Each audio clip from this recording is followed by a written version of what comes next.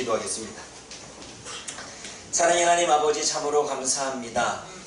우리가 주님 앞에 나와 예배할 수 있도록 하나님 저희들의 발걸음을 인도해 주시니 참으로 감사를 드립니다. 우리가 나온 것이 아니라 성령께서 우리들의 생각과 마음을 주장해 주시고 우리의 행동을, 우리의 의지를 붙들어 주셔서 오늘 이 시간도 주님 앞에 나와 예배할 수 있기에 하나님 진심으로 감사를 드립니다. 이 시간에 하나님 말씀 앞에 서서 오늘도 주님이 주시는 음성을 듣고 우리가 그 안에서 하나님의 뜻이 무엇인가를 깨달아가기를 원하오니 성령 하나님께서 이 시간 지혜로 함께하여 주시고 학자의 귀처럼 우리가 알아듣고 깨닫고 삶에서 적용할 수 있도록 성령 하나님 주장하여 주옵소서. 예수님의 이름으로 감사하며 기도드립니다. 아멘. 우리가 계속해서 창세기를 강의하면서 또 우리가 지난주에 나누었던 말씀을 잠시 우리가 또 나누기를 원합니다. 지난주 우리가 내용을 나누었을 때에 하나님이 방주 안에서 고난을 받고 있는 노아와 그의 가족들을 기억하셨다고 말합니다. 하나님이 기억하셨다는 것은 하나님이 한 번도 기억하지 않은 적이 없다는 것입니다. 그러니까 노아의 방주 안에 살아가고 있는 그들의 고된 삶을 하나님은 알고 계셨고 보고 계셨고 그리고 이제는 그들의 고된 삶을 알기에 돕기 위하여 일하시고 있음을 우리가 보게 됩니다. 그래서 노아와 가족들을 기억하신 하나님이 비를 그치셨고 또 물을 줄어들게 하시면서 그들이 방주 안에서 나올 수 있는 환경과 고난과 고통 속에서 벗어날 수 있는 길들을 주님께서 열어주시는 것을 우리가 이야기를 나누었습니다. 그런데 그렇게 하나님의 은혜를 받기까지는 우리에게는 무엇이 필요하다? 기다림이 필요하다는 이야기를 했지요. 우리는 늘 하나님 앞에 우리가 은혜를 구하지만 하나님이 당장 우리들에게 은혜를 주시는 것이 아니라 하나님이 희한하게 하나님의 때, 하나님의 방법으로 하나님이 역사하십니다. 인간의 뜻, 인간의 방법으로 역사하는 것이 아니라 하나님의 방법으로 하나님의 때에 역사하기 때문에 우리는 하나님이 언제 그렇게 일하실지 우리는 무지 답답합니다. 우리는 지금 당장 이러한 삶에서 벗어나고 싶고 이러한 삶에서 은혜를 누리고자 원하는데 하나님은 지금 당장 주셨으면 좋겠는데 하나님은 당장 주시지 않고 왠지 그렇게 뜸을 들이시는지 모르겠습니다. 솔직히 말해 우리는 이런 얘기 많이 하죠. 밥은 뜸들여야 맛이 좋다. 그런데 밥은 뜸들여야 맛이 좋은 건 알겠지만 우리가 삶에서 은혜를 누릴 때 하나님이 뜸을 들이면 힘이 답답하고 괴롭습니다.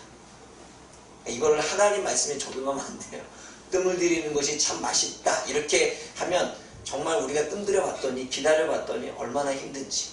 그런데 하나님은 늘 우리들에게 기다림을 이야기합니다. 하나님은 우리들의 인내, 우리들의 오래 참음을 하나님께서는 끄집어내려고 하시는지 하나님은 마지막까지 가서 우리들에게 은혜를 주십니다. 내가 붙잡고 있는 모든 것들을 다 내려놨을 때 하나님은 그때 역사하십니다. 희한해요. 그러게 우리가 하나님의 은혜를 누린다고 원할 때, 누리기를 원할 때 우리는 기다림이 필요한 것입니다. 이것이 우리가 지난주에 나누었던 이야기입니다. 비가 그치고 나서도 오랜 시간이 지난 기다림 끝에 결국 방주에서 내리게 됩니다. 여러분 창세기 8장 13절 말씀 한번 읽어보겠습니다. 13절 말씀, 창세기 8장 13절 말씀 읽어봅니다. 시작.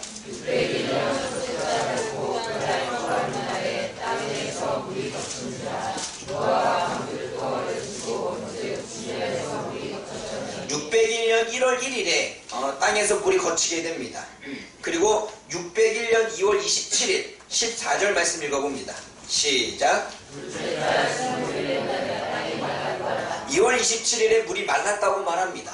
이것을 계산해봤더니 첫째 600년 1월 1일에 비가 그친 후 601년 2월 27일에 물이 말랐기에 약 57일 정도에 더 기다려서 방주에서 내리게 되었던 것을 우리가 보게 됩니다. 창세기 8장 18절을 보게 되면 노아와 가족들이 방주에서 나오고 또 19절을 보게 되면 땅 위의 모든 짐승들이 방주에서 나오는 것을 보게 됩니다. 그리고 방주에서 내린 노아는 하나님께 제단을 쌓았고 정결한 짐승을 취하여 하나님께 번제를 올려드립니다. 그리고 번제를 올려드리면서 하나님은 그것을 기뻐 받으신 후에 뭐라고 약속하시냐면 내가 다시는 홍수로 땅의 생물들을 멸하지 않겠다, 그렇게 약속하시는 말씀이 오늘 본문의 이야기입니다. 그렇다면 오늘 말씀을 통해 저와 여러분들은 무엇을 깨달아야 됩니까? 중요한 것은 깨달음이 있어야 됩니다. 하나님의 말씀을 깨달아야 살아갈 수가 있는 것입니다. 하나님의 말씀을 알아들어야 살 수 있는 힘이 생기는 것입니다. 그렇다면 하나님이 오늘 저와 여러분들에게 주시는 이 말씀 안에서 우리는 무엇을 깨달을 수 있습니까? 특별히 오늘 제목처럼 하나님이 노아가 방주에 내려서 하나님께 제단을 쌓아 올렸는데 제단을 쌓아서 올렸다고 하는 이 의미가 과연 우리들에게는 어떻게 다가오게 됩니까? 우리가 오늘 저와 여러분들이 이 말씀을 깨달을 수 있는 시간이 되어지기를 주님의 이름으로 부탁을 드립니다.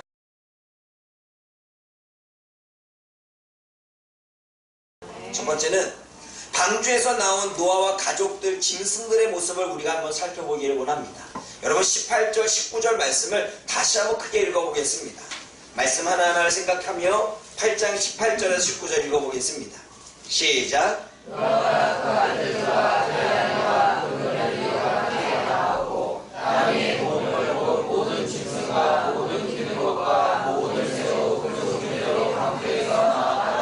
여러분 우리는 노아와 가족들과 모든 짐승들이 방주에서 나왔다는 의미가 어떠한 의미인지를 생각해 봐야 됩니다.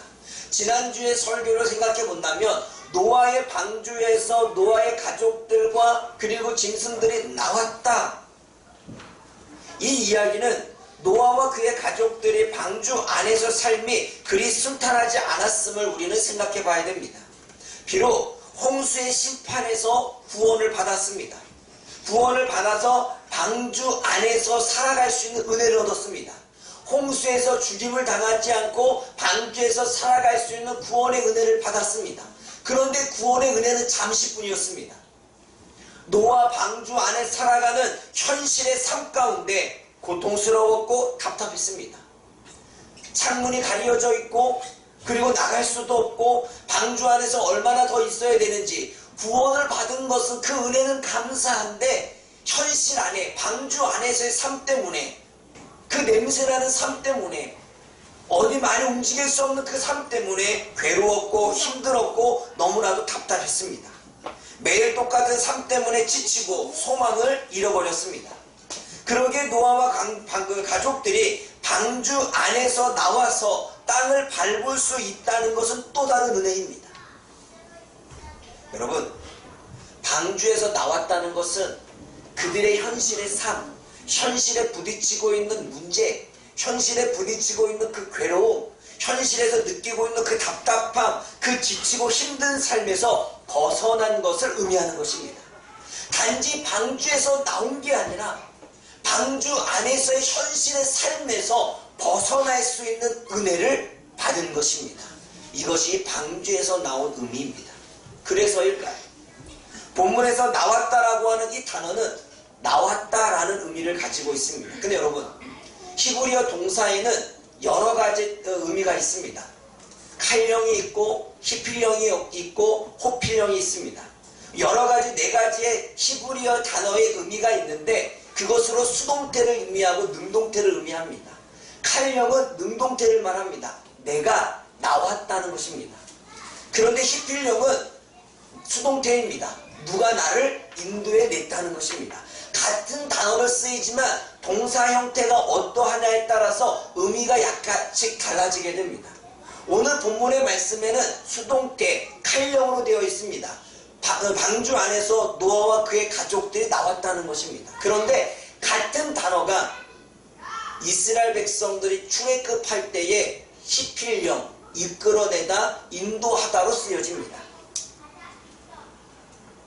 다시 말해, 지금 나왔다는 것은 누군가에 의해서 이끌어내는 의미를 포함하고 있다는 것입니다.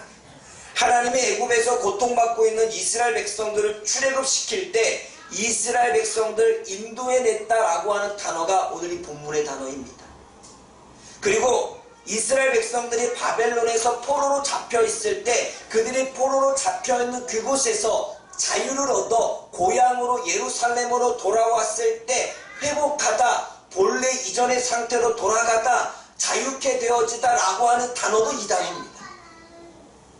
그러기에 이 단어는 의미가 있는 것입니다. 홍수 심판을 받기 이전에 창조의 시대로 하나님이 되돌아갔다는 의미를 포함하고 있다는 것입니다.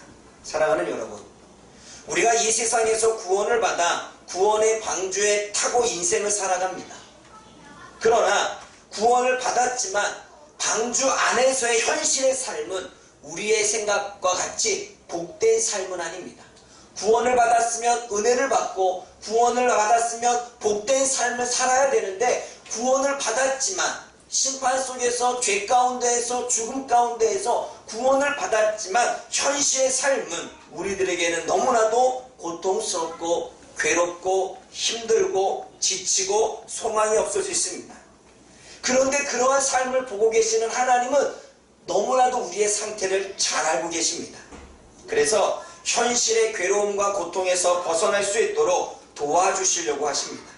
현실의 그 고통에서 벗어날 수 있도록 방주에서 나오게 하시듯 고통과 괴로움 속에서 나오게 하신다는 것입니다. 본문의 본래 의미처럼 고통으로부터 우리를 인도해 내시고 죄와 사망으로부터 그리고 고난과 고통으로 삶으로부터 우리를 자유케 하신다는 것이 하나님의 뜻이라는 것입니다. 그래서 하나님이 창조하신 이전의 모습으로, 하나님이 노아 홍수를 내리기 이전의 모습으로 저와 여러분들을 되돌리신다는 것입니다. 이것이 하나님의 마음입니다. 여러분, 이것이 하나님의 뜻이고 이것이 하나님의 계획입니다. 하나님의 뜻, 하나님의 계획은 죄로 인해 타락되어진, 죄로 인해 마음과 생각이 악한 우리들을 이전의 창조 때의 모습으로 되돌리는 것, 그것이 하나님의 뜻입니다. 그래서 우리를 하나님의 형상으로 회복시키려고 하는 것입니다. 하나님의 계획은 복잡하지 않습니다. 하나님의 뜻은 그렇게 어렵지 않습니다. 하나님이 우리들에게 원하는 것은 창조 때의 모습, 본래 이전의 모습으로, 타락하기 이전의 모습으로, 악한 마음을 갖기 이전의 모습으로, 우리의 생각과 마음이 늘 나쁜 것을 갖는 그 모습 이전의 모습으로 우리를 되돌리는 것이 하나님의 뜻입니다. 그래서 하나님을 믿으면 우리의 생각이 바꿔야 되고 우리의 마음을 바꾸게 되고 우리의 삶을 바꿔야 되는 것입니다. 또한 하나님의 뜻은 저와 여러분들이 구원을 받았지만 현실의 삶에서 고통받는 것을 원하지 않습니다. 하나님은 저와 여러분들이 고통에서 나오고 괴로움에서 나오고 슬픔에서 나오고 소망이 없는 삶에서 나오기를 원합니다. 이것이 하나님의 뜻입니다. 그러므로 저와 여러분들이 괴로워하는 것을 하나님은 원하지 않고 고통하는 것도 원하지 않습니다. 소망 없이 그냥 그렇게 살아가는 인생이 되어지는 것도 하나님은 원하지 않습니다. 그래서 하나님은 지금도 일하십니다. 저와 여러분들을 위해서 지금도 일하고 계십니다. 우리가 볼 수는 없지만 보이지 않게 일하고 계십니다. 이것을 믿는 것이 믿음입니다. 하나님은 우리들에게 고통을 주시고 괴로움을 주시고 현실의 삶에 우리를 내버려 두는 것이 하나님의 뜻이 아니라 구원을 받았지만 여전히 현실에서 고통받고 있는 우리들을 건져내시고 구원해내시고 나오게 하시고 회복시키게 하는 것이 하나님의 뜻이다. 그래서 그 하나님의 뜻을 이루기 위해서 오늘도 하나님은 일하고 있다. 이것을 믿는 게 믿음입니다. 그리고 이 사실을 믿는 그 믿음이 흔들리지 않게 붙잡고 살아가는 것이 확신입니다. 저와 여러분들의 고통의 방주의 삶에서 나오게 하시려는 하나님의 기쁜 뜻을 믿고 확신하며 살아가는 것, 이것이 하나님이 원하시는 것입니다. 네, 여러분 잘 보십시오. 우리가 그렇게 살고자 원하지만 삶에서 얼마나 많이 흔들립니까? 그래 안 그래요?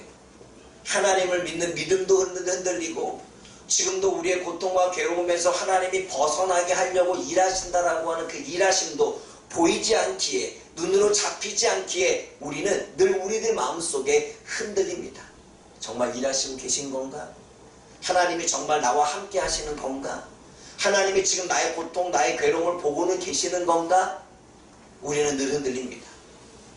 그러나 우리의 흔들림과는 상관없이 하나님은 보고 계시고, 하나님은 방주에서 나오게 하듯 고난과 고통에서 빼내어 건져주시기 위해서 지금도 일하시는 줄 믿습니다.